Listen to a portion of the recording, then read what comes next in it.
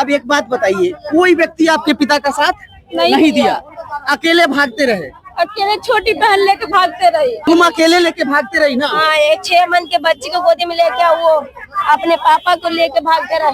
देखिए पूरा ब्लड से कपड़ा देखिए पूरा ब्लड से ऑटो में ले जाते। अभी भी वही कपड़ा पहनी हुई है जिसपे ब्लड लिखा हुआ। देखिए ये पूरा बेटी का पूरा जो नीलामी नहीं होगा, हमको चाहिए, मेरे भाई के चाहिए, नीलामी नहीं चाहिए।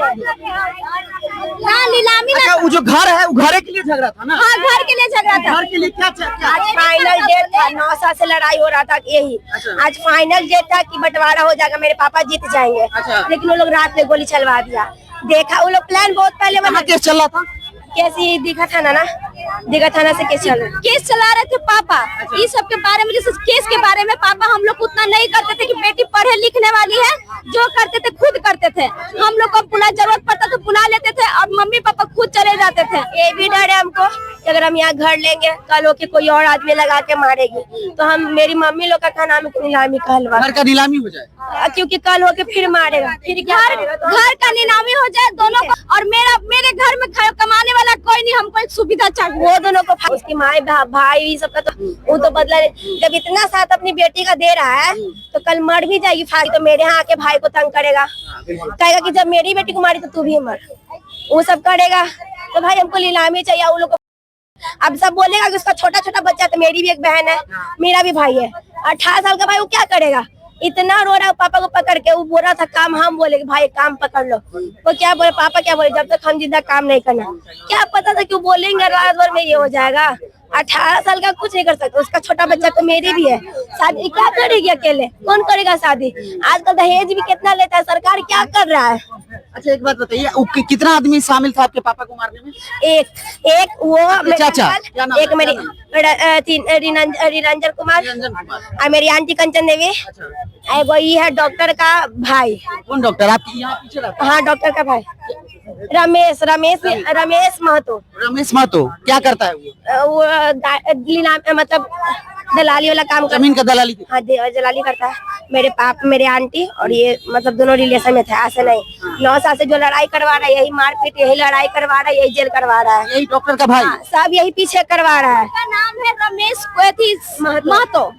रमेश महतो उन्हीं का नाम है। वही जैसे जब भी लड़ाई होता था अंकल आंटी से, तो बीच में कूद करके उसको बचा लेता था और मेरे पापा को फंसा देता था। आया जितना दीघा का आधा से आधा आदमी होगा और दीघा थाना का सबको खरीदे हुए, तभी आज तक 9 साल से कभी कुछ नहीं किया। थाना में जाते थे तो क्या बोलता था? थाना में भगा देता था, उन लोग के रखता था, बैठाता था। रात भर मेरी आंटी हम अपनी आंख से देखे हैं, रात भर आती थी, कल लोग जाते थे खाना खिलाने के, तो भगा देता था। क्या बोलता था, तुम्हारा कोई नहीं, तुम आओगी तो तुमको भी अंदर कर देंगे। थाना वाला बोलता था? थाना वाला, ये दीघा थाना वाला।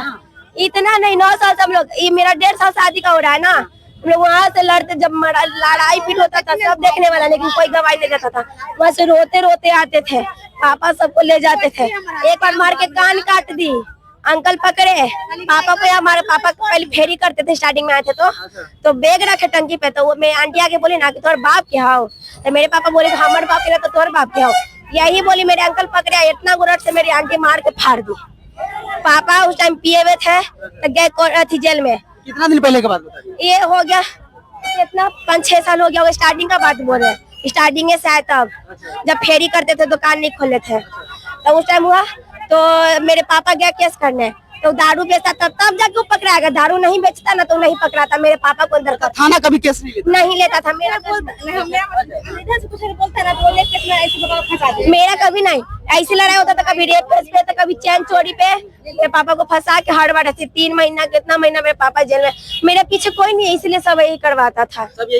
उसके खानदान में सब है ना, भाई है, बाप है, 3 को भाई है, बाप है, वही सब करवाता है। और आज ले लिया आपके पापा? मेरी चाची है ना, कोई पढ़ाई नहीं है। मेरी मम्मी की अपनी फुफेरी पोती हुई, फुआ के अपनी पोती हुई। तो मेरी फुआ है ना वो दोनों? हाँ, वो मेरी फुआ हुई, मेरी फुआ हुई। आप लोग के भाई पे लगातार खतरा था, आप लोग थाना उना में कभी नहीं बोलते थे चले जाइए? हम लोग तो साथे बुलाता था, हम लोग जाते थे पटना। थाना वाला क्या बोलता था? बोले कि मैं जल्दी में, हम बोले कि ये दोनों भाई मिलकर अपना अपना बांट लो।